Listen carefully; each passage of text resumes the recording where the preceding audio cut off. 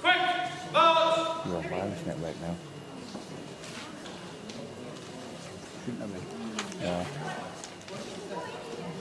Oh, yeah. The new lines. Wi-Fi. Stand bearers! Halt! Ease! Left! Turn!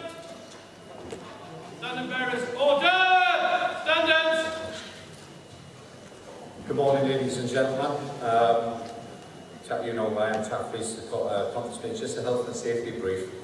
People who are coming up to the stage, please take care on the steps and use the handrail when coming up. Direction of the trade stands, which I told is more important than toilets today. Ladies and gentlemen, our distinguished guests are the worshipful, the Mayor of Blackpool, Councillor Valerie Haynes, the Chaplain-in-Chief of the Royal Air Force, the Venerable Air Vice Marshal Ray Pentland. They will be escorted to the platform by the President of the Association, Air Marshal Sir Dusty Miller, and the Secretary General, Mr. Nick Bunting. Will you now please rise to receive your guests?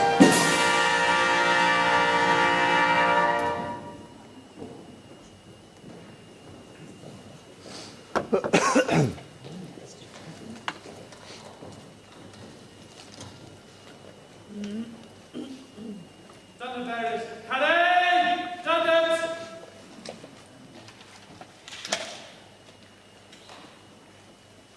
March on the national standard!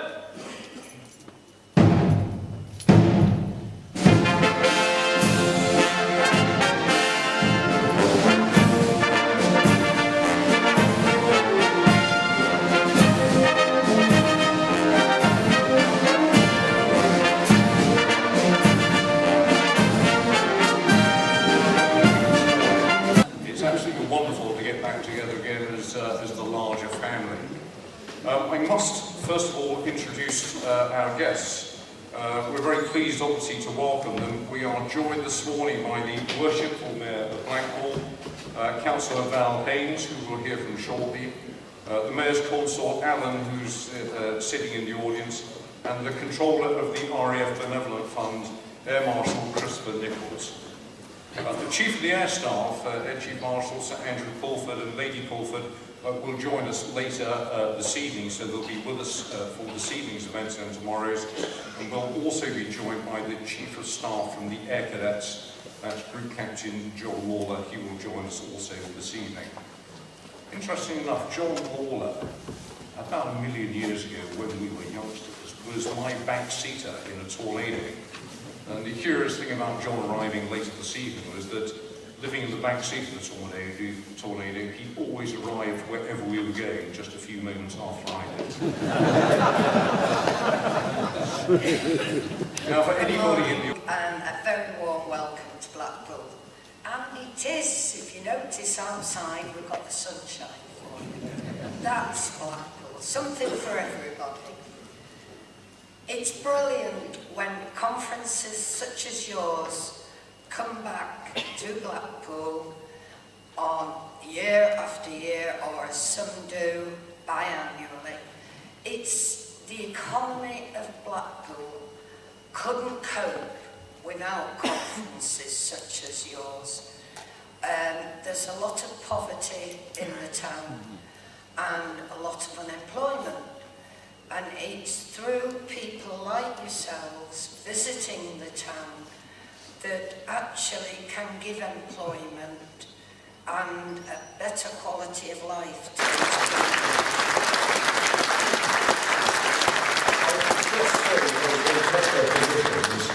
the You will, I know, have a huge number of questions, but I beg you, sincerely, if we can leave the questions to the end, when a lot more of the presentation will start putting some more blocks in, and it won't actually detract from the very clear message that they have to tell us.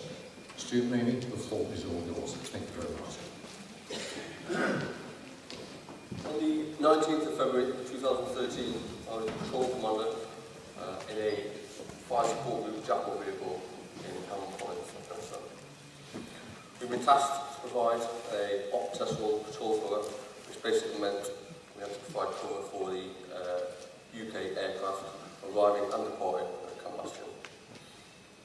Due to the larger aircraft preferring to arrive and depart during the darker hours due to their size, we've been informed via the radio to carry out a patrol to a local village and meet with one of the local village elders. I turned to my driver, told him to head to the village, and due to the vast open desert area, a general direction which to take to get us there. We set off. Within the patrol, we were the second vehicle out of the 3 vehicles. The first vehicle, attached to the front, had a set of mine rollers. These were designed to initiate any mines or IEDs within the track that we were taking. My left leg was sheared off below the knee, and I was found face down 30 foot away from the initial IED explosion. Whilst the troops were busy preparing the area and preparing themselves for the medical team, The opportunity to speak to you and also to the President and to the Chairman of the ACC. I think before I start, I should actually apologise to the President for my career-limiting move of trying to decapitate him with the standards, so apologies. Actually, the champion-in-chief, you very much strength Ah. on the test. Well, perhaps I'll try harder next time. I have 3 things, as the President has said, to just speak to conference about. The first one is Taff asked me to speak a little bit about myself and introduce me to you so you know a little bit more about me. The second one is to talk about the thematic approach that Nigel, as Chairman, spoke about, and then to announce the all-important results of membership of Council. I think if I just give you a very brief overview of my career, it would fall into 3 main blocks. I had an interesting commercial career where I worked for Cadbury's, Pepsi, Guinness, finally doing a management buyout of part of Dalgety, and then being the country's largest own-label dog food provider. Now I don't have any dog food available for those before you ask.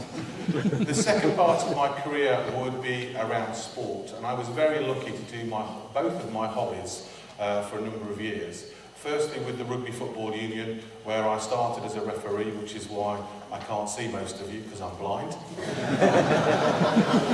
I did get us sponsored at one point by Specsavers, which I thought was a very apposite thing, before ending up on the committee of the RFU and working with them. And my second really part about sport was involved in motorsport, which I'm a great fan of, despite coming off a motorbike when I was younger, which actually prevented me joining the RAF. The third part of my career would be really around the charity sector, and I've worked with a number of charities either as a trustee or the chief executive of a charity, and I worked with Prince Charles in helping him develop one of his charities, particularly around helping the over 50s and developing new options for the over 50s, very much as the Prince's Trust had done for young people. So I think, broadly speaking, my career is in those 3 areas. Can you let us know the results of the election, please? It would be my pleasure to give you the results of the elections for the 2014-15 Council. And I'm pleased to announce the election results for the following. The President, Sir, re-elected. Congratulations.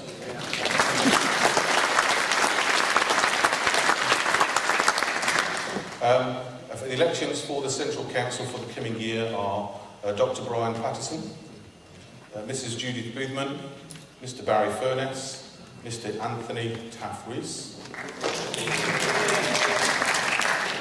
Group Captain Robert Dick Whittingham, Mr Alan Poole, Mr Michael Blackman, and the reserve member for the year is Mr Sid Graham. And finally, the following have been elected unopposed to the annual conference committee, Mr Tom Feely and Mrs Gail Evans.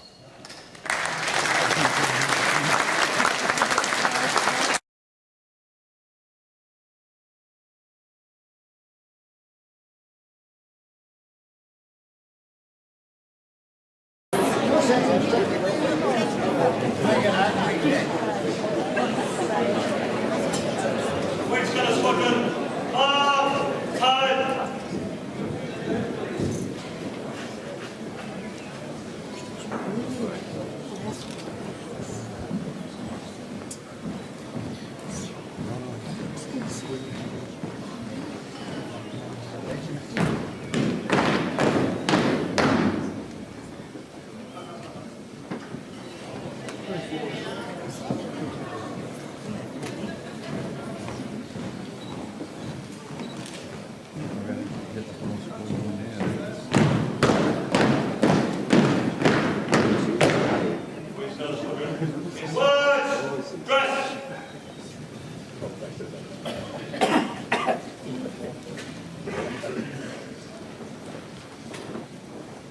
Ah!